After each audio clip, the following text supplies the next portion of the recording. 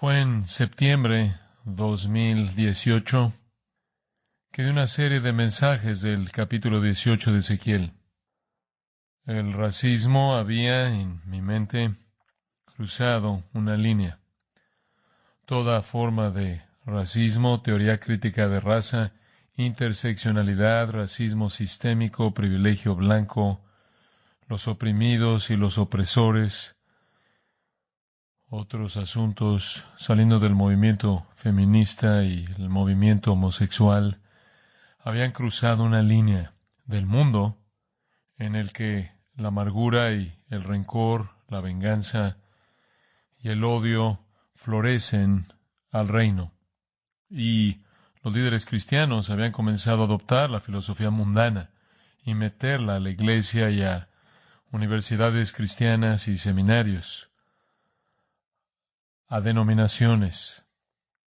Dije en ese entonces que esto es lo más devastador que había visto en mi vida en términos de despedazar una nación, y bien podría ser lo más devastador para despedazar a la iglesia si llegaba a cruzar esa línea al reino de la luz. Tristemente, eso sucedió. Y eso no ha hecho un daño pequeño a líderes, iglesias, relaciones, escuelas, denominaciones, y el daño está lejos de haberse terminado. Ahora es ayudado y fomentado por la estructura entera de poder de los Estados Unidos de América. Y desafortunadamente, de manera ingenua, evangélicos que no disciernen fueron aspirados en las filosofías detrás de todo este racismo y han adoptado esa causa y ha creado caos con respecto a la claridad del mensaje del Evangelio. Y siguen hablando de él como si fuera parte del Evangelio, lo cual es claro que no lo es, ni es parte del reino de los cielos, el reino de Dios. Simplemente es la última versión de filosofía humana llegando a florecer. Comenzó unos 300 años atrás con la Ilustración. Algunos filósofos, quizás el mejor conocido, Rousseau, que tuvo una meta muy simple: elimina a Dios. El cristianismo demuestra que la gente es buena y es la sociedad lo que los hace malos. Invierte la doctrina bíblica de la depravación humana. Él era un escritor tan brillante que tuvo un impacto sorprendente. Él fue seguido por gente como Marx, que lo dirigió hacia la economía, Freud, que lo dirigió hacia el sexo, y fue llevado hasta nuestro día en la actualidad, y desafortunadamente la Iglesia ha carecido del discernimiento para entender cuándo han tomado las causas del diablo. Jesús dijo esto, como usted recordará bien, en Juan 18, mi reino no es de este mundo. Si mi reino fuera de este mundo, mis servidores pelearían para que yo no fuera entregado a los judíos, pero mi reino no es de aquí. No hay conexión entre el reino de Dios y el mundo. Oímos el eco, todavía oyéndolo en nuestros oídos, del hecho de que hay una distinción entre la carne y el espíritu, como vimos en Romanos capítulo 8. Los que están en la carne no pueden agradar a Dios. La carne, el mundo, el reino de las tinieblas, uno en lo mismo. Después Jesús dijo, como hemos señalado en Lucas 17, el reino de Dios está en medio de vosotros. El reino está aquí, porque el Rey está aquí, como hemos estado viendo. Él está aquí, vivo en su iglesia. Entonces, su reino no tiene nada que ver con este mundo. Su reino está aquí, separado del mundo. Quiero ayudarlo a entender eso esta mañana de una manera muy práctica, espero. Para comenzar, pase una conocida e incluso amada porción de la Escritura, el capítulo 16 de Mateo. Y quiero comenzar con ella, con una ilustración a expensas de nuestro apóstol favorito de saco de boxeo, Pedro.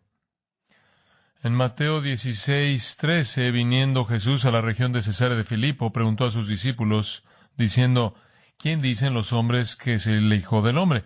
Ellos dijeron, unos Juan el Bautista, otros Elías, y otros Jeremías, o alguno de los profetas. Él les dijo, ¿y vosotros quién decís que soy yo? Respondiendo Simón Pedro dijo, tú eres el Cristo, el Mesías, el Hijo del Dios viviente.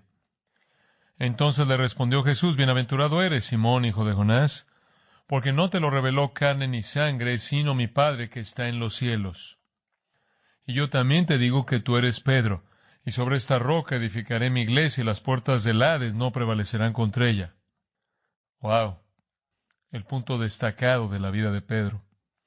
Él fue un vocero para Dios. No te lo reveló carne ni sangre, sino mi Padre que está en los cielos. Acabas de hablar en nombre de Dios. Vaya al versículo 21.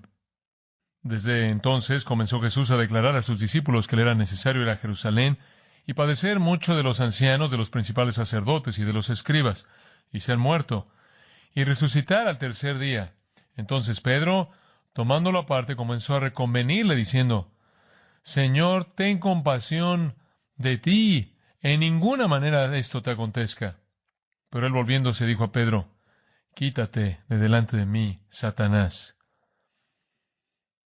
Me eres tropiezo, porque no pones la mira en las cosas de Dios, sino en las de los hombres. ¿Cómo es posible que en un momento puedes ser un vocero para Dios y después una voz para Satanás? Cuando cruzas la línea de los intereses de Dios a los de los hombres. Digo, no podría ser más claro. Quítate de delante de mí, Satanás. Jupage, vete, Satanás. El verbo exacto que él usó en Mateo 4:10, cuando en la tentación él despidió al diablo mismo. Emoción fuerte, intensa, reprensión fuerte. Jesús le habla a Pedro como la voz de Satanás exactamente de la misma manera en la que le habló a Satanás mismo. La reprensión más devastadora para un discípulo, estás en asociación con el diablo, porque tomas la causa del hombre. Esto es aplastante. Pedro significa piedra. Eres una roca y ahora eres una piedra de tropiezo. Estás estorbando los propósitos de Dios. No estás poniendo tu mente en los intereses de Dios. Mismo término que usted oye en Colosenses 3, poned la mira en las cosas de arriba, no en las de la tierra. Esta es la peor reprensión, y para un discípulo amoroso que acaba de llegar al punto alto de su vida, el punto bajo debió haber sido completamente aplastante. El camino del diablo es hacer que la gente que confiesa la verdad se enrede en el trabajo del diablo, cruzando una línea del reino de la luz de regreso al reino de las tinieblas, para hacer que los cristianos piensen que el reino de la luz puede avanzar, escuche, sin sufrimiento. No necesitas ir a la cruz. Podemos conseguir lo que necesitas sin la cruz. Y esencialmente él estaba diciendo a Jesús exactamente lo que el diablo había dicho. Te daré todos los reinos del mundo, simplemente póstrate ante mí. Pedro está reciclando esa misma tentación. No necesitas morir. Hay otro camino. No necesitas sufrir. Puedes hacer concesiones. Puedes hacer compromisos con el reino oscuro. Puedes hacer compromisos con el reino oscuro. El pecado de Pedro ha sido repetido incesantemente a lo largo de la historia de la iglesia, toda la historia de la iglesia, en donde la gente que declara que cree la verdad acerca de Cristo hace alianzas con Satanás. Los cristianos han estado tratando de usar al mundo, las tinieblas, la carne, los espiritualmente muertos, para ayudar de alguna manera a que Jesús edifique su reino. Esencialmente han hecho tratos con el diablo. Todo esfuerzo por avanzar el reino mediante una estrategia mundana. Es un intento por hacer la obra de Dios a la manera del diablo. Y para evitar, escuche con cuidado, el sufrimiento, para evitar el rechazo, evitar la hostilidad. Y esa es exactamente la tentación que el diablo dio y que Pedro recicló. ¿Acaso olvidamos que perdemos nuestras vidas por el Evangelio? ¿Acaso olvidamos que no hay corona sin una cruz? Esa es siempre la tentación del diablo. Oigan, vamos a extender la iglesia al tener un grupo político muy poderoso en Washington, D.C., manipulando a los políticos. Vamos a extender el reino al desarrollar de manera inteligente algunas estrategias para que la iglesia gane ciudadanos del reino de las tinieblas. Vamos a aceptar mucho y ser muy tolerantes y no vamos a hablar del pecado. Vamos a diseñar algunos medios muy mundanos para hacerlos sentir como si esta es la vida normal. Esto va a ser como un concierto al que fueron y simplemente una plática que oyeron. Y todo esto tiene una cosa en mente: evitar el sufrimiento que viene con la confrontación del Evangelio. Y mientras que sabemos que el Evangelio son buenas noticias, el primer mensaje del Evangelio es: eres un pecador y vas camino al infierno eterno. Esta sociedad no quiere oír eso. Durante 300 años han estado construyendo una filosofía que ahora está completamente desarrollada, que dice que la gente básicamente es buena y tiene el derecho a ser quienes son. Y el hecho es que esta es la filosofía en una cápsula.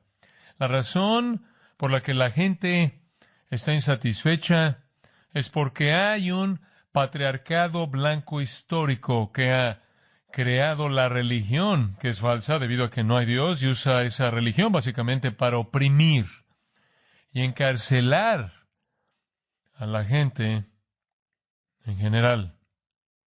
Han creado leyes, les han dado la religión como una cobertura, una especie de colcha sagrada, para evitar que la gente haga lo que quiere hacer. Tenemos que deshacernos de todo eso y dejar que todo el mundo sea lo que quiere ser. Y así es como usted llega a 100 géneros. Todo comenzó cuando querían decir que el hombre es bueno, es la sociedad lo que lo hace malo, y es la élite la que se levantó a la cima, que creó la sociedad que inhibe sus deseos sexuales. Todos los arquitectos de eso, no sé si alguna vez leyó el libro de Paul Johnson llamado Los Intelectuales. Es un libro aterrador, pasa por todos esos filósofos y muestra cuán desviados eran en términos de su conducta sexual, que eran una filosofía, claro, que se deshace de Dios y la moralidad para que pudieran vivir vidas miserables. No había nada noble en eso. ¿Cómo es que la iglesia ha tomado esa causa, marxismo cultural o lo que sea? Buenas intenciones y un amor por Cristo, motivando esfuerzos por extender el reino mediante promoción política, por pragmatismo, por cambio social, por evangelio superficial, por entretenimiento, manipulación emocional, aceptación del pecado, es derrocar el propósito de Dios y hacer el trabajo del diablo. El camino de nuestro Señor es quedarse en su lado, el reino de la luz. Y esa es la razón por la que Pablo dice en 2 Corintios 10:5, tenemos que llevar cautivo todo pensamiento ¿a quién? A Cristo. Tenemos que derribar esas fortalezas ideológicas levantadas contra el conocimiento de Dios y liberar a la gente que está cautiva por esas cosas y guiarlos en todo sentido al conocimiento de Cristo. Juan dice, no améis el mundo ni las cosas que están en el mundo, porque el mundo está pasando. No tiene futuro. Santiago dice, la amistad con el mundo es enemistad con Dios. Él dice un capítulo antes que la sabiduría que es de abajo es demoníaca. Asociarse con el diablo no es una estrategia positiva. El reino de la luz no necesita ayuda del diablo. El mundo con su corrupción va camino a la destrucción, no nos ofrece absolutamente nada. ¿Cómo nos relacionamos con el mundo? separados de Él, nosotros, mediante la compasión y mandato, no lo cortejamos, advertimos al mundo. No adoptamos sus ideas, no tomamos sus causas, le advertimos. Y si terminamos tomando sus causas, los compromisos son totalmente destructivos para la claridad de nuestro mensaje y destructivos para la vida misma de la iglesia, que supuestamente debe estar unificada en amor, y el reino es justicia, gozo y paz. ¿En dónde está eso en la forma actual de evangélicos? Justicia, gozo y paz. Los evangélicos se han vuelto como Pedro, ofreciendo un mejor camino que la proclamación del evangelio valiente, compasiva, que ofende al pecador. Un mejor camino que busca la popularidad y la aceptación, en lugar de la hostilidad y el rechazo. Un camino que es muy diferente del camino de nuestro Señor. Y por cierto, los apóstoles voltearon el mundo de cabeza sin nada de ayuda del mundo. El reino malo de las tinieblas odia todo lo que ama a Dios y todo lo que Dios ama. El reino de las tinieblas ama todo lo que Dios odia. No es amigo de la luz. Nuestros gobernantes malos han cambiado la verdad de Dios por mentiras, como vimos en Romanos 1.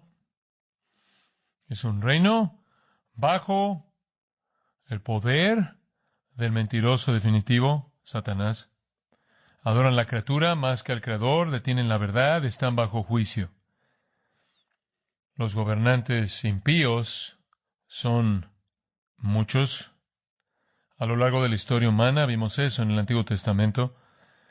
Y en un sentido, todos son adelantos del gobernante final impío, el anticristo. Esa es la razón por la que el Nuevo Testamento dice hay muchos anticristos. Hay uno final, escuche cómo lo describe en Apocalipsis 13. Vi subir del mar una bestia que tenía 7 cabezas y 10 cuernos, y en sus cuernos 10 diademas o coronas, y sobre sus cabezas un nombre blasfemo. Y la bestia que vi era semejante a un leopardo, y sus pies como de oso, y su boca como boca de león. Y el dragón, quien es Satanás, le dio, quien es el anticristo, su poder, y su trono y grande autoridad. Vi una de sus cabezas como herida de muerte, pero su herida mortal fue sanada, y se maravilló toda la tierra en pos de la bestia, algún tipo de resurrección falsa. Y adoraron al dragón, Satanás, que había dado autoridad a la bestia, el anticristo, y adoraron a la bestia, diciendo, ¿quién es como la bestia y quién podrá luchar contra ella? También se le dio boca que hablaba grandes cosas y blasfemias, y se le dio autoridad para actuar 42 meses, la mitad de la tribulación. Y abrió su boca en blasfemias contra Dios, para blasfemar de su nombre, de su tabernáculo y de los que moran en el cielo. Y se le permitió hacer guerra contra los santos y vencerlos. También se le dio autoridad sobre toda tribu, pueblo, lengua y nación. Y le adoraron todos los moradores de la tierra, cuyos nombres no estaban escritos en el libro de la vida del Cordero, que fue inmolado desde el principio del mundo. Si alguno tiene oído, oiga. Nos dirigimos hacia el que odia a Dios de manera definitiva, el anticristo. Pero todo gobernante impío que odia a Cristo en la historia humana ha sido un adelanto del anticristo final. 2 reinos. Uno es de Dios, el otro es de Satanás. Uno está marcado por la verdad, el otro por mentiras. Uno exalta a Cristo, el otro exalta al anticristo. Esos reinos no se pueden mezclar. Y todo lo que siempre sale mal en la historia con la iglesia es cuando la iglesia se esfuerza por hacer eso. La Biblia nos advierte de eso. Efesios capítulo 5, versículo 5. Porque sabéis esto, que ningún fornicario o inmundo o avaro, que es idólatra, tiene herencia en el reino de Cristo y de Dios. Nadie os engañe con palabras vanas, porque por estas cosas viene la ira de Dios sobre los hijos de desobediencia. ¿Lo ve? son fornicarios, inmundos, idólatras, no tienen parte en el reino de Cristo y de Dios, no se ha engañado por ellos, están bajo ira divina, son los hijos de desobediencia. Versículo 7, no seáis pues ¿qué? Partícipes con ellos, porque en otro tiempo erais tinieblas, mas ahora sois luz en el Señor. Andad como hijos de luz. Eso es tan básico, ¿no es cierto? Quédese en su lado, porque el fruto de luz es en toda bondad, justicia y verdad. ¿Qué está haciendo usted del lado de las mentiras y el engaño y la amargura y el enojo y el odio y el rencor y la venganza? ¿Qué está haciendo usted de ese lado? Reorganizar las sillas de la cubierta del Titanic es inútil. En Colosenses capítulo 2, versículo 6. Por tanto, de la manera que habéis recibido al Señor Jesucristo, andad en Él, ande en la luz, ande en Cristo, arraigados y solidificados en Él y confirmados en la fe, así como habéis sido enseñados, abundando en acciones de gracias. Hombre, ¿qué caracteriza a la gente que anda en Cristo? Están abundando ¿en qué? Gratitud. ¿Acaso eso parece ser una realidad dominante en el mundo evangélico, la gratitud? Mirad, versículo 8, que nadie os engañe por medio de filosofías y huecas sutilezas, según las tradiciones de los hombres, conforme a los rudimentos del mundo y no según Cristo. No dejen que nadie los engañe, alejándolos de Cristo. Capítulo 3 de Colosenses, versículo 1, habéis resucitado con Cristo, siga buscando las cosas de arriba, donde está Cristo, sentado a la diestra de Dios. Poned la mira en las cosas de arriba, no en las de la tierra. Poned la mira en las cosas de arriba, no en las de la tierra. Eso es bastante simple, ¿no es cierto? Vaya al versículo 12. Han sido escogidos de Dios, santos y amados.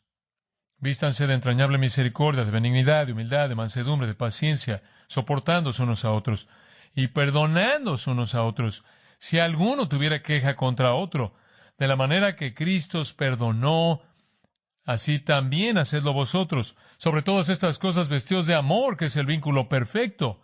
La paz de Dios gobierne en vuestros corazones. La palabra de Cristo mora en abundancia en vosotros. Versículo 17. Todo lo que hacéis, sea de palabra o de hecho, hacedlo todo en el nombre del Señor Jesús, dando gracias a Dios Padre por medio de Él. Así es como la vida cristiana debe ser vivida. No estamos enojados, no somos hostiles, no somos rencorosos, no somos vengativos, no estamos gritando por las desigualdades. No vivimos así. Nos quedamos del lado de la justicia, la paz y el gozo y la gratitud, porque nuestros pecados han sido ¿qué? Perdonados. ¿Quién es usted para salir y demandar algo de alguien que no tiene derecho al perdón que Dios le ha dado a usted? Pero nada de eso es mi texto. Vaya a 2 Corintios capítulo 6. Este es un golpe mortal al compromiso. 2 Corintios capítulo 6. Lo voy a leer. Comenzando en el versículo 14. Vea si esto es confuso. No os unáis en yugo desigual con los incrédulos, porque qué compañerismo tiene la justicia con la injusticia, y qué comunión la luz con las tinieblas, y qué concordia Cristo con Belial, o qué parte el creyente con el incrédulo, y qué acuerdo hay entre el templo de Dios y los ídolos. Porque vosotros sois el templo del Dios viviente, como Dios dijo, habitaré y andaré entre ellos, y seré su Dios, y ellos serán mi pueblo. Por lo cual, salid en medio de ellos, y apartaos, dice el Señor, y no toquéis lo inmundo, y yo os recibiré, y seré para vosotros por Padre, y vosotros me seréis hijos e hijas, dice el Señor Todopoderoso. Después, versículo 1, así que, amados, puesto que tenemos tales promesas, limpiémonos de toda contaminación de carne y de espíritu, perfeccionando la santidad en el temor de Dios. Este es el ataque más directo y poderoso contra el compromiso. Dos reinos. Uno está marcado por la justicia, la luz, Cristo, los creyentes y Dios. El otro está marcado por la injusticia, las tinieblas, Belial, quien es Satanás, los incrédulos y los ídolos. No hay posibilidad de que esos dos se unan en una causa común que tenga alguna importancia espiritual o eterna. No hay posibilidad. Ninguna en absoluto. Ahora, un reino es antiguo, otro es nuevo. Uno es terrenal, otro es celestial, uno es mortal, el otro vivifica, uno es material, el otro es espiritual, uno es mentiroso, el otro es veraz. Entonces el mandato, regresa al versículo 14, no os unáis en yugo desigual con los incrédulos. ¿Dice usted acaso eso significa que si estás casado con un incrédulo te divorcias de él? No, Pablo trató con eso en el capítulo 7. Si estás casado con un incrédulo te quedas con él. Entonces, bueno, ¿acaso eso significa que nos volvemos monjes y nos vamos a vivir en una cueva? No, no. Pablo de hecho dice en esta misma carta que él se volvió todas las cosas a todos los hombres para que ganara algunos. Y Jesús en Juan 17 oró al Padre, Padre, no te pido que los quites del mundo, te pido que los guardes del maligno. Tienen que estar aquí para cumplir la gran comisión. No dejes que sean engañados por Satanás. No los dejes ser jalados al reino de las tinieblas. Estaba escuchando a un pastor que estaba recitando algunos de los asuntos actuales en la iglesia luterana, la iglesia evangélica luterana de Estados Unidos, y su corazón estaba quebrantado porque básicamente estaba bajo el control de personas lesbianas y transgénero. ¿Cómo pasa eso? No pasa repentinamente, sucede mediante una secuencia larga de compromisos pequeños. No os unáis. Esto viene de Deuteronomio 22.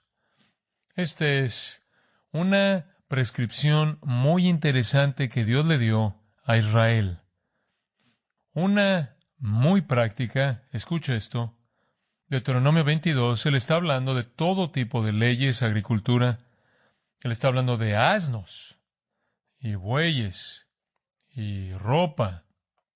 Y ahí en el versículo 10 él dice, no ararás con buey y con asno juntamente. Eso simplemente es bastante práctico. Tratar de enganchar un asno y un buey a la misma carreta, tienen dos naturalezas diferentes, tienen dos pasos diferentes, dos temperamentos diferentes. Esa es una prohibición. No ararás con buey y con asno juntamente. No pueden funcionar juntos en un esfuerzo en común. Y eso es lo que está detrás de esta afirmación. Usted no puede traer el reino de las tinieblas y el reino de la luz juntos en alguna causa en común. Usted no puede tomar las causas del mundo y unirlas a la causa divina y el mandato del Evangelio. En Jeremías capítulo 2 hay una condenación de Israel. Dios dice esto: me he acordado de ti, de la fidelidad de tu juventud, del amor de tu desposorio, cuando andabas en pos de mí en el desierto, en tierra no sembrada. Santo era Israel a Jehová, primicias de sus nuevos frutos, todos los que le devoraban. Más bien eran culpables, y mal venía sobre ellos, dice Jehová. Oíd la palabra de Jehová, casa de Jacob y todas las familias de la casa de Israel. Así dijo Jehová, ¿qué maldad hallaron en mí vuestros padres, que se alejaron de mí? ¿Por qué se fueron? Todo era tan bueno en el comienzo. ¿Por qué se volvieron? ¿Por qué se fueron tras la vanidad y se hicieron vanos? Y no dijeron, ¿dónde está Jehová, que nos hizo subir de la tierra de Egipto, que nos condujo por el desierto, por una tierra desierta y despoblada, por tierra seca y de sombra de muerte, por una tierra por la cual no pasó varón, ni allí habitó hombre, y os introduje en tierra de abundancia para que comieseis su fruto y su bien? Pero entrasteis y contaminasteis mi tierra, hicisteis abominable mi heredad. Los sacerdotes no dijeron, ¿dónde está Jehová? Y los que tenían la ley no me conocieron. Y los pastores se rebelaron contra mí, y los profetas profetizaron en nombre de Baal y anduvieron tras lo que no aprovecha. Versículo 13. Aquí está el problema. Porque dos males ha hecho mi pueblo, me dejaron a mí, fuente de agua viva, y cavaron para sí cisternas, cisternas rotas que no retienen agua. ¿Quién hace eso? ¿Qué tipo de insensatez es esa? Eso es lo que hicieron. Dios no era suficiente. Tuvieron que hacer todo tipo de incursiones en la oscuridad. Lo único que Satanás siempre quiere hacer es perturbar la obra de Dios, ¿no es cierto? ¿No estamos claros en eso? ¿Piensa usted que Él quiere ayudar? Y Satanás quiere perturbar la obra de Dios, según lo que la Escritura dice, de dos maneras. Una, al unirse a la iglesia, al sembrar cizaña entre el trigo, Mateo 13. Dos, al engañar a la iglesia para que se una al mundo. Y el pueblo de Dios constantemente se ha advertido contra eso. Escucha Romanos 16:17. Os ruego, hermanos, que os fijéis en los que causan divisiones y tropiezos en contra de la doctrina que vosotros habéis aprendido y que os apartéis de ellos. Manténganse alejados de personas divisivas que están haciendo cosas que no encajan con la doctrina bíblica. Tales personas no son esclavos de nuestro Señor Jesucristo, sino de sus propios vientres, y con suaves palabras y lisonjas engañan los corazones de los ingenuos. Porque vuestra obediencia ha venido a ser notoria a todos, así que me gozo de vosotros, pero quiero que seáis sabios para el bien, ingenuos para el mal. No se preocupen por Satanás, el Dios de paz aplastará en breve a Satanás bajo vuestros pies. No lo queremos como aliado. Y tampoco necesita temerlo.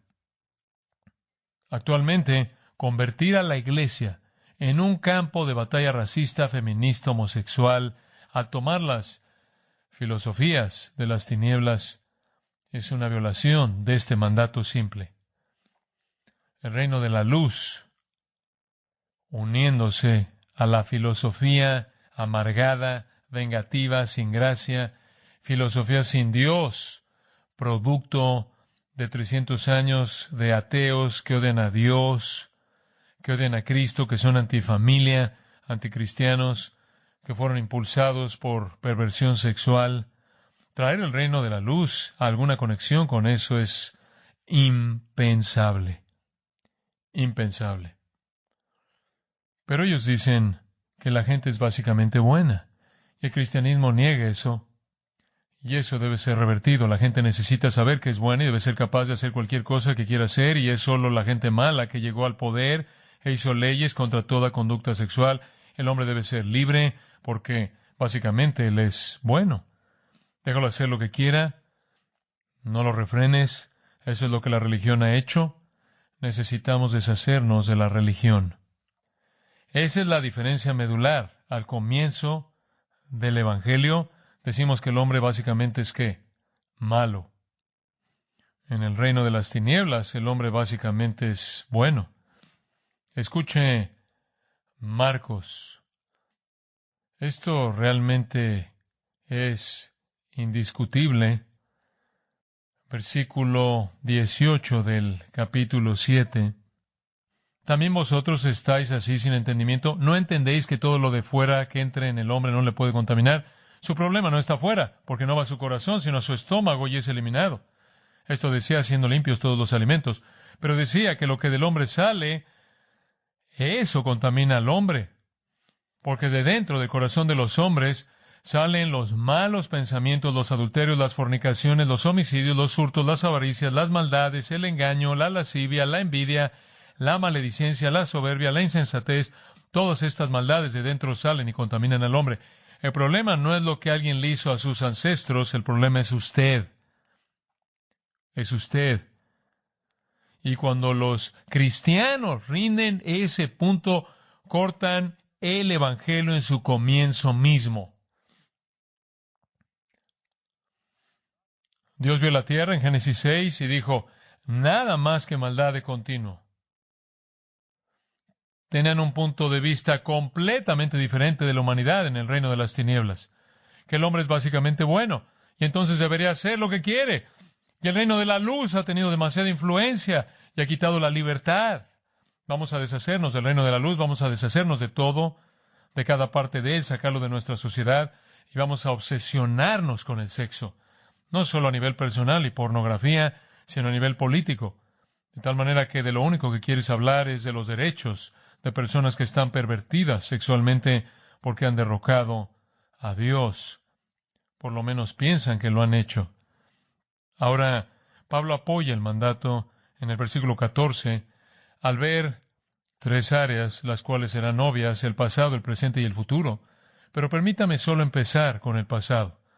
El verbo mismo, unais, es extraído de ese pasaje de Deuteronomio 22:10 acerca del buey y el asno. Y eso nos recuerda prohibiciones en el Antiguo Testamento con respecto a Israel. La ley de Jeremías. Pero permítame solo recordarle cosas que Dios le dijo a Israel acerca de estar unida a incrédulos. Entonces veamos el pasado. Regresemos, por ejemplo, al capítulo 23 de Éxodo, al 23º capítulo de Éxodo. Simplemente vamos a ver los versículos 31 y 32, el final del capítulo. Fijaré tus límites desde el mar Rojo hasta el mar de los Filisteos y desde el desierto hasta el Éufrates, porque pondré en tus manos a los moradores de la tierra y tú los echarás de delante de ti. Eso es bastante serio.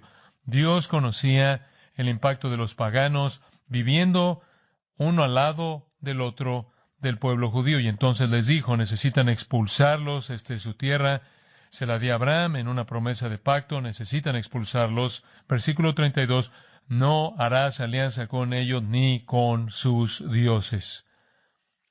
Él los quería expulsados porque presentan una amenaza tan seria para la integridad de su pueblo. En el capítulo 34 de Éxodo, de nuevo, solo después de reemplazar la ley, guárdate, versículo 12, Éxodo 34:12, de hacer alianza con los moradores de la tierra donde has de entrar, para que no sean tropezadero en medio de ti. Derribaréis sus altares y quebraréis sus estatuas y cortaréis sus imágenes de acera, lugar de adoración falsa, sino que más bien deben derribarlos, porque no te has de inclinar a ningún otro Dios, pues Jehová, cuyo nombre es celoso, Dios celoso es. Por tanto, no harás alianza con los moradores de aquella tierra, porque fornicarán en pos de sus dioses, y ofrecerán sacrificios a sus dioses, y te invitarán, y comerás de sus sacrificios, o tomando de sus hijas para tus hijos, y fornicando sus hijas en pos de sus dioses, harán fornicar también a tus hijos en pos de los dioses de ellas. No tienes nada que hacer al hacer alguna alianza con el enemigo. En el 7º capítulo de Deuteronomio, saltando algunas otras escrituras por razones de tiempo, capítulo 7 comienza: cuando Jehová tu Dios te haya introducido en la tierra. Ahora estaban al borde de la tierra listos para entrar. La tierra en la cual entrarás para tomarla, y haya echado de delante de ti a muchas naciones, al Eteo, al Gergeseo, al Amorreo, al Cananeo, al Fereceo, al Ebeo y al Jebuseo, 7 naciones mayores y más poderosas que tú, y Jehová tu Dios las haya entregado delante de ti y las hayas derrotado, las destruirás del todo. Wow, así de peligrosas eran, las destruirás del todo. No harás con ellas alianza, ni tendrás de ellas misericordia. Además, no emparentarás con ellas, no darás a tu hija a su hijo, ni tomarás a su hija para tu hijo, porque desviará a tu hijo de en pos de mí, y servirán a dioses ajenos, y el furor de Jehová se encenderá sobre vosotros, y te destruirá pronto.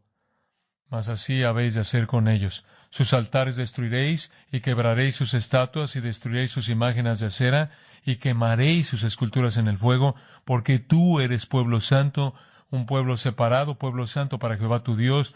Jehová tu Dios te ha escogido para hacerle un pueblo especial, más que todos los pueblos que están sobre la tierra. No por ser vosotros más que todos los pueblos os ha querido Jehová y os ha escogido, pues vosotros erais el más insignificante de todos los pueblos, sino por cuanto Jehová os amó y os ha sacado con mano poderosa de Egipto. No hagan alianza. Vayan a la guerra contra ellos. Elimínenlos. Isaías retoma el mismo clamor en varios lugares de su profecía. Dios les dio leyes que los mantuvieron socialmente desconectados. Tenían leyes de ropa, tenían leyes de dieta, tenían leyes de calendario, tenían todo tipo de leyes y prescripciones de toda fase de la vida, lo cual hizo, esas fueron diseñadas no por algún beneficio espiritual, esas fueron diseñadas para que fuera muy, muy difícil para ellos interactuar con otras personas. uno de los clamores que llevó al holocausto en Europa era el hecho de que los judíos nunca se amalgamaron, nunca se mezclaron con las otras poblaciones de personas, y Hitler los usó como una amenaza, como si estuvieran tramando la destrucción de la gente. La gente no interactuaba con ellos, y esto fue parte del legado de esa prescripción original que tenía la intención de ayudarlos a mantenerse separados de las naciones que adoraban ídolos. Entonces, no se unan, incrédulos, no es algo nuevo. Era muy claro en el pasado. ¿Qué hay acerca del presente? Bueno, vea lo que dice inmediatamente después de eso, en tiempo presente, hablándonos qué compañerismo tiene la justicia con la injusticia, y qué comunión la luz con las tinieblas, y qué concordia Cristo con Belial, o qué parte el creyente con el incrédulo, y qué acuerdo hay entre el templo de Dios y los ídolos, porque vosotros sois el templo del Dios viviente. En el tiempo presente, usted tiene estas 5 comparaciones. ¿Qué compañerismo tiene la justicia con la injusticia? Compañerismo, la palabra metoqué solo aparece aquí, pero otra forma de la palabra aparece en Lucas capítulo 5, versículo 7, hablando del negocio de Pedro de pesca. Los socios en su negocio. Otra forma de ella es usada en Hebreos para hablar de nuestra unión con Cristo. Entonces él está diciendo, no hagan una unión en común con la justicia y la injusticia. Y la injusticia es característica de los incrédulos, son injustos por definición. El conocido pasaje de Mateo, rechazando a la gente religiosa, en donde nuestro Señor dice, muchos me dirán, Señor, Señor, hicimos esto, hicimos aquello, y diré, apartados de mí, nunca os conocí debido a sus obras injustas. No es posible que haya una asociación entre los injustos y los justos. Primera de Juan 3, versículos 4 al 7, es un texto útil para implementar esto. Todo aquel que comete pecado infringe también la ley, pues el pecado es infracción de la ley. Y sabéis que Él apareció para quitar nuestros pecados, y no hay pecado en Él. Nuestro Señor vino para quitar el pecado. El pecado es infracción o injusticia. Ustedes son justos. ¿Qué tienen que hacer con los injustos? Todo aquel que permanece en Él no peca. Todo aquel que peca no le ha visto ni le ha conocido. Hijitos, nadie os engañe. El que hace justicia es justo como Él es justo. El que practica el pecado es del diablo. Porque el diablo peca desde el principio. Para esto apareció el Hijo de Dios, para deshacer las obras del diablo. En el versículo 10, él dice, los hijos de Dios y los hijos del diablo son novios. El que no practica justicia no es de Dios, ni el que no ama a su hermano. Oh, uno que no ama a su hermano. El odio está siendo derramado en la raza, en el mundo. No es el amor de los hijos de Dios. En segundo lugar, él dice, ¿qué comunión la luz con las tinieblas? Injusticia habló de conducta. Esto habla más de virtud. ¿Qué comunión tiene la luz con las tinieblas? ¿Qué koinonía? Luz es verdad y virtud. Tinieblas es mentiras y pecado. Los hijos de luz y los hijos de las tinieblas, juntos en una causa común que supuestamente debe tener algún valor redentor. Imposible. No hay armonía posible debido a la conducta. No hay armonía posible debido a la virtud. La luz y la oscuridad se excluyen mutuamente. En tercer lugar, él dice, vayamos de la conducta a la virtud, al poder. ¿Y qué concordia? Por cierto, la palabra concordia es sinfonesis, que es sinfonía. Hay entre Cristo y Belial, el cual es un nombre del Antiguo Testamento usado una docena de veces para Satanás. ¿En serio? Esa es una afirmación muy perturbadora. ¿Qué armonía hay entre Cristo y Satanás? Ninguna.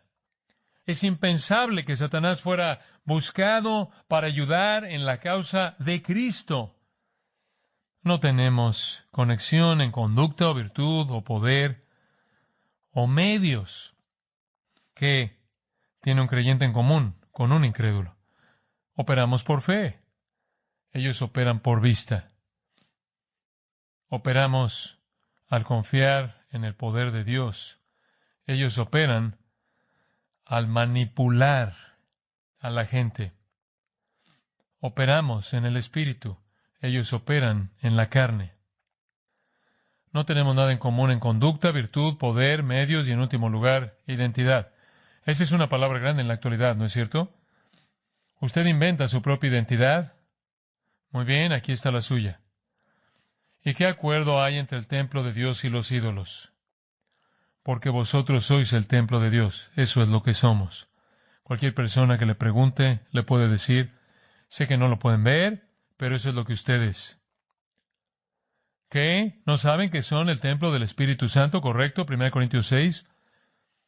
Juan 14:29. Jesús dijo, yo estoy en mi Padre, y ustedes en mí, y yo en ustedes. No vayan a un templo porque ustedes son el templo de Dios, personalmente sí, y colectivamente. Y en Cristo no hay judío ni griego, varón ni mujer, esclavo o libre, todos somos uno. Tenemos todas estas identidades radicales. Identidad racial, identidad sexual, identidad de género. Nuestra identidad, personalmente, es como el templo de Dios y colectivamente como el templo de Dios. Y la palabra templo aquí es naos y se refiere al lugar santísimo, no solo el patio. Cuando decimos que somos el templo de Dios, esencialmente somos un arca del pacto viviente adentro del lugar santísimo y en donde Dios mora. Si un sacerdote entraba ahí, no preparado, era matado por Dios instantáneamente. Usted no permite que el reino de las tinieblas se una al templo de Dios. Eso se oye como lo que leímos en 1 Samuel 4, en donde tomaron el arca del pacto y la metieron al templo de Dagón.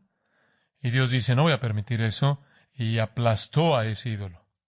Ezequiel tiene una visión en el 8º capítulo, no voy a tomar tiempo para verla, pero tuvo una visión en el 8º capítulo, y la visión era que Dios lo llevó al templo y encontró en el templo todo tipo de ídolos, por todos lados, en el templo de Dios. Y Dios pronunció Icabod, la gloria partido. Y hay una visión ahí de la gloria de Dios saliendo del templo por la puerta al cielo, allá afuera a los montes, y desapareció. La gloria de Dios partió cuando el pueblo de Dios hizo alianzas con Satanás. Nosotros somos el templo de Dios, y su templo es santo. No se una incrédulos, no se una aquellos que son injustos, no se una aquellos que son de las tinieblas, no se una a los hijos de Satanás, no se una a idólatras, en ninguna causa en común que supuestamente debe tener algún propósito y efecto espiritual. Usted no puede extender el reino de Dios de esa manera. Salga de entre ellos y sepárese. Ahora eso nos lleva al futuro. Esto es muy poderoso. Solo unos cuantos minutos para presentárselo. Somos templo del Dios viviente, como Dios dijo, versículo 16. Habitaré y andaré entre ellos, y seré su Dios, y ellos serán mi pueblo.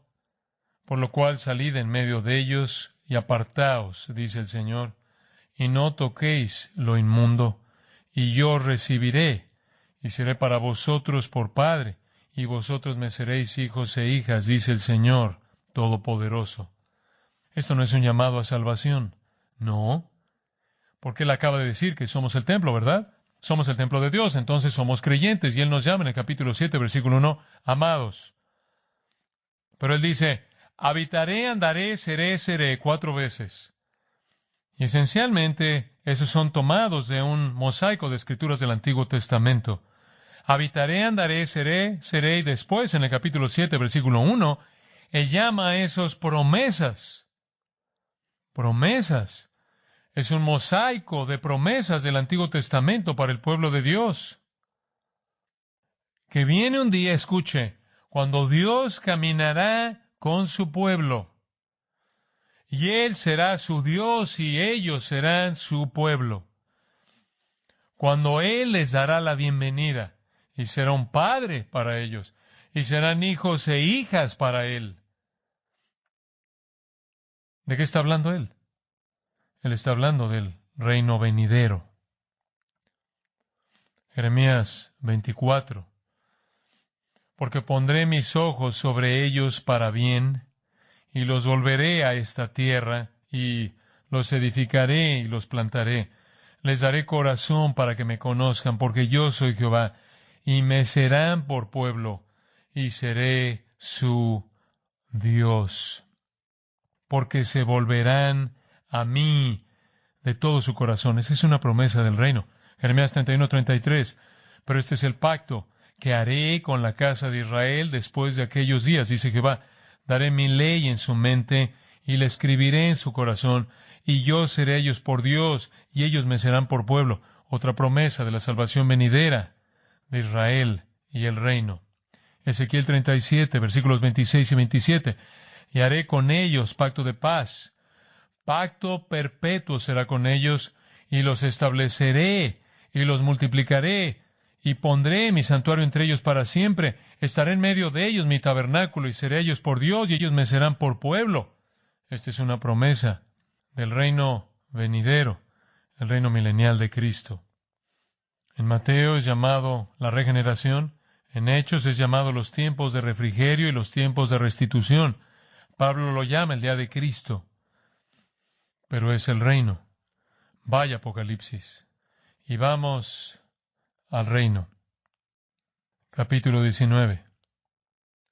Después de esto, oí una gran voz de gran multitud en el cielo que decía, Aleluya, salvación y honra y gloria y poder son del Señor, Dios nuestro, porque sus juicios son verdaderos y justos, pues ha juzgado a la gran ramera que ha corrompido a la tierra con su fornicación y ha vengado la sangre de sus siervos de la mano de ella. Otra vez dijeron, Aleluya, y el humo de ella sube por los siglos de los siglos. Esta es la destrucción que ha sido descrita en el 17 y el 18, la destrucción del mundo, tanto su religión como su economía. Y entonces están diciendo aleluya y adorando a Dios que estaba sentado en el trono. Y salió del trono una voz que decía, alaben a nuestro Dios todos sus siervos, sus esclavos y los que le teméis, así pequeños como grandes. Y oí como la voz de una gran multitud, como el estruendo de muchas aguas y como la voz de grandes truenos que decía, aleluya, porque el Señor nuestro Dios Todopoderoso reina.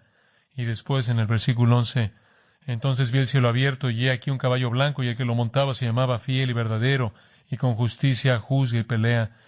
Sus ojos eran como llama de fuego y había en su cabeza muchas diademas y tenía un nombre escrito que ninguno conocía sino él mismo. Estaba vestido de una ropa teñida en sangre y su nombre es el Verbo de Dios y los ejércitos celestiales vestidos de lino finísimo, blanco y limpio, santos y ángeles le seguían en caballos blancos. De su boca sale una espada aguda para herir con ella las naciones, y él la regirá con vara de hierro, y él pisa el lagar del vino del furor y de la ira del Dios Todopoderoso, y en su vestidura y en su muslo tiene escrito este nombre, Rey de Reyes y Señor de Señores. Vaya al capítulo 20. Vi un ángel que descendía del cielo con la llave del abismo y una gran cadena en la mano, y prendió al dragón, la serpiente antigua que es el diablo y Satanás, y lo ató por 1000 años, y lo arrojó al abismo, y lo encerró, y puso sus sellos sobre él para que no engañase más a las naciones hasta que fuesen cumplidos 1000 años. Esa es la duración del reino terrenal venidero de Cristo cuando regrese. Y después de esto debe ser desatado por un poco de tiempo. Y vi tronos, y se sentaron sobre ellos los que recibieron facultad de juzgar.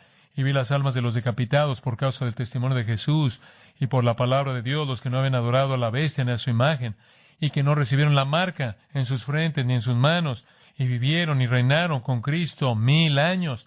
Pero los otros muertos no volvieron a vivir hasta que se cumplieron 1000 años.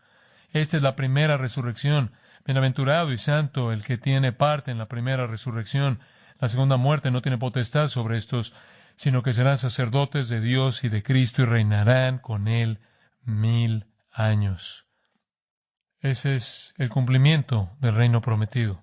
Ahora, Regresemos a nuestro texto por tan solo un par de minutos más. Las palabras del apóstol Pablo, como dije, son tomadas de un mosaico de textos del Antiguo Testamento. No quiero cubrirlos todos, pero solo para recordarle que el reino fue prometido en el Antiguo Testamento y también fue descrito, y es muy importante saber esto.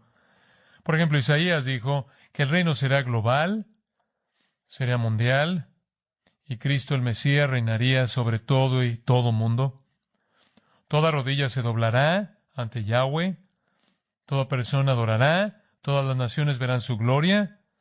En el reino habrá justicia y equidad perfectas, rectitud y verdad, paz perfecta, tranquilidad, no guerra, bendición económica, reinado abundante, luz del sol más larga, vida larga, seguridad, gozo. Daniel dice lo mismo. Pero Daniel también añade que Cristo vendrá para ser el Señor de ese reino. Y Zacarías dice, el Señor será rey sobre toda la tierra. En aquel día el Señor será el único y su nombre el único. Esto podrían ser noticias para algunos postmilenialistas, pero no estamos trayendo el reino. Oí a un líder evangélico decir esta semana pasada que tenemos un mandato urbano de redimir a las ciudades. No encuentro eso en la Biblia. Tenemos un mandato del Evangelio para advertirles de destrucción, porque eso es lo que viene en Apocalipsis 18. Nuestro trabajo no es redimir a la sociedad. Nuestro trabajo es dar el Evangelio para que un pecador a la vez pueda entrar al reino y llegar un día en ese reino en donde hay justicia perfecta y paz. De nuevo, ¿cuál es el punto de reorganizar las sillas de la cubierta del Titanic? Este mundo se está hundiendo y los hombres malos van de mal en peor. Basado en las palabras de Dios en el pasado, basado en su distinción entre nosotros y el mundo en el presente y basado en sus promesas del reino, el versículo 17 entonces repite el mandato, por lo cual salid en medio de ellos y apartaos. Eso es tomado de Isaías 52:11. Apartaos, apartaos, salid de ahí, apartaos. No toquéis lo inmundo. Y yo recibiré en mi reino en el tiempo. Y cuando ese reino venga, seré para vosotros por padre, vosotros me seréis hijos e hijas. Eso es extraído realmente de, creo, Primero de Crónicas 17. En Primero de Crónicas 17, usted tiene la promesa del reino, y es tan hermoso, se lo quiero leer. Primero de Crónicas 17, y voy a leer quizás comenzando en el versículo 7. Por tanto, ahora dirás a mi siervo David, así ha dicho Jehová de los ejércitos, yo te tomé del redil de detrás de las ovejas para que fueses príncipe sobre mi pueblo Israel, y he estado contigo en todo cuanto has andado, y he cortado a todos tus enemigos de delante de ti, y te haré gran nombre como el nombre de los grandes en la tierra. Asimismo he dispuesto lugar para mi pueblo Israel, y lo he plantado para que habite en él y no sea más removido, ni los hijos de iniquidad lo consumirán más como antes, y desde el tiempo que puse los jueces sobre mi pueblo Israel, mas humillaré a todos tus enemigos. Te hago saber, además, que Jehová te edificará casa. Y cuando tus días sean cumplidos para irte con tus padres, le dice a David, levantaré descendencia, el Mesías, después de ti, a uno de entre tus hijos, y afirmaré su reino. Él me edificará casa, y yo confirmaré su trono eternamente. Yo le seré por padre, y él me será por hijo. Y en las palabras maravillosas del apóstol Pablo, él extiende la promesa de Dios al Mesías para ser su hijo a todos los que están en Cristo para volverse hijos e hijas del Rey en el reino. La promesa de Dios para el Rey como un hijo es extendida a todos nosotros como hijos e hijas. Nos dirigimos al reino, amigos. ¿No les da gusto? Entonces, una respuesta es aceptable. Versículo 1. Así que, puesto que tenemos tales promesas, lo tengo que decir, usted no puede arreglar el mundo. Amados, limpiémonos de toda contaminación de carne y de espíritu, perfeccionando la santidad en el temor de Dios. No haga alianzas con el mundo. Deshágase de la contaminación. Molusmos. Esa solo está aquí en el Nuevo Testamento, pero en otra literatura tiene que ver con alianzas profanas. No haga alianzas profanas. Perfeccionando la santidad es el verbo epiteleo, el cual significa es escatológico, está en el sentido final. Nos dirigimos hacia la santidad perfecta, adoración perfecta. Viva su vida en esa dirección. No necesitamos alianzas con Satanás para extender el reino. No tenemos un llamado a hacer que la gente sea más socialmente aceptable camino al infierno eterno. Nuestro mensaje es arrepiéntanse y crean el Evangelio. Entonces dejamos a Pedro viéndose bastante mal. Necesitamos recuperar a Pedro. Entonces vayamos a 1 de Pedro capítulo 1. Pedro fue fuerte al conducirse, pero Pedro también podía aprender. Capítulo 1, versículo 13, 1 de Pedro. Esta es su carta, esto es lo que quiere decirnos. Por tanto, ceñid los lomos de vuestro entendimiento, sed sobrios y esperad por completo en la gracia que se os traerá cuando Jesucristo sea manifestado. Tenga esa perspectiva futura. Muy bien, como hijos obedientes, no os conforméis a los deseos que antes teníais, estando en vuestra ignorancia, sino como aquel que os llamó es santo, sed también vosotros santos en toda vuestra manera de vivir, porque escrito está, sed santos porque yo soy santo. Y si